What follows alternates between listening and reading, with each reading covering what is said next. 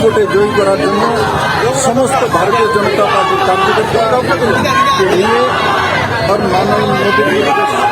मंत्र सबका साथ सबका विकास সেই মন্ত্রকে নিয়ে আজ থেকে আমরা ঝাঁপিয়ে পড়ব। আজকে আমাদের মানিক শাহ রয়েছেন, ওনার নমিনেশন আছে, সেখানে ভাগ নেওয়ার পর সমস্ত 4 বিধানসভার মধ্যে প্রত্যেকটি কার্যকর্তার কাছে আমরা যাবো সবাই, এবং 18তে যেভাবে আমরা আশীর্বাদ করেছি আমার পূর্ণ বিশ্বাস ত্রিপুরাবাসী আবার তৈরি হয়ে আছে নতুন নেতৃত্বে। আজকের 4 অসম্ভব সেমিফাইনাল বিপুল ভোটে জয়ী করে